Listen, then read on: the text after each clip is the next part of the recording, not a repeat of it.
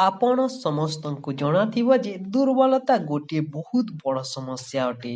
ସମସ୍ତେ ଏହି ସମସ୍ୟାରୁ ଦୂରେଇ ରହିବା ପାଇଁ ଚାହାନ୍ତି। ଦୁର୍ବଳ ଲୋକମାନେ ସୁସ୍ଥ ବ୍ୟକ୍ତି ଭଳି କାର୍ଯ୍ୟ କରିପାରନ୍ତି ନାହିଁ। ଆଜିକାଲିର ଖାଦ୍ୟପେୟ ଫଳରେ ବ୍ୟକ୍ତି ବହୁତ ଶୀଘ୍ର ଦୁର୍ବଳ ହୋଇଯାଉଛନ୍ତି। ଏହି କାରଣରୁ 80% ଲୋକ ଖୁବ୍ ଶୀଘ୍ର ଖୁବ୍ କମ୍ ବୟସରେ ଦୁର୍ବଳ ହୋଇଯାଉଛନ୍ତି। ଆସନ୍ତୁ ଜାଣିବା ଏଥିରୁ ବଞ୍ଚିବାର ଉପାୟ। ଆପଣ ସମସ୍ତଙ୍କୁ ଜଣାଥିବା ଦରକାର, ସକାଳୁ ଉଠି ଚା ପିଇବା ଫଳରେ ଆପଣଙ୍କ ପାଚନତନ୍ତ୍ର ଉପରେ ଖରାପ ପ୍ରଭାବ ପଡ଼ିଥାଏ। ଏଥିରୁ ପାଚନତନ୍ତ୍ର ଅସନ୍ତୁଳିତ ହୋଇଯାଇଥାଏ। ଆପଣଙ୍କୁ ଗ୍ୟାସ୍, କବଜ ପରି ସମସ୍ୟାର ସମ୍ମୁଖୀନ ହେବାକୁ ପଡ଼ିଥାଏ। ଏଥିପାଇଁ ସକାଳୁ ଉଠିବା ମାତ୍ରେ ଚା ପିଅନ୍ତୁ ନାହିଁ। ସକାଳୁ ଉଠି ମୋବାଇଲ ଚଲାଇବା, ଏହା ଆପଣଙ୍କ ପାଇଁ ଗୋଟିଏ ଖରାପ ଅଭ୍ୟାସଟିଏ। ଯଦି ଆପଣ ସକାଳୁ ଉଠି ମୋବାଇଲ ଚଲାନ୍ତି ତେବେ ଆପଣଙ୍କ ଆଖି ଉପରେ ଖରାପ ପ୍ରଭାବ ପଡ଼ିଥାଏ।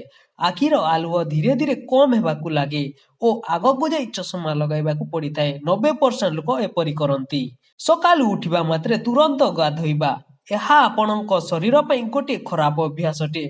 ଏହାକୁ ଆପଣ ଭଲ ବୋଲି ଭାବିବା ଭୁଲ କରନ୍ତୁ, କାରଣ ଏଥିରୁ ଆପଣଙ୍କ ଦେହର ତାପମାତ୍ରା ମଧ୍ୟ ଅସନ୍ତୁଳିତ ହେବାକୁ ଲାଗେ। ଯେତେବେଳେ ଆପଣ ସକାଳୁ ଉଠନ୍ତି ତେବେ ଆପଣଙ୍କ ଶରୀରର ତାପମାତ୍ରା ସନ୍ତୁଳିତ ରହେ। ଯଦି ଆପଣ ଏପରି କରନ୍ତି ତେବେ ଆପଣଙ୍କ ଶରୀରରେ ରୋଗ ସୃଷ୍ଟି ହୋଇଯାଇଥାଏ।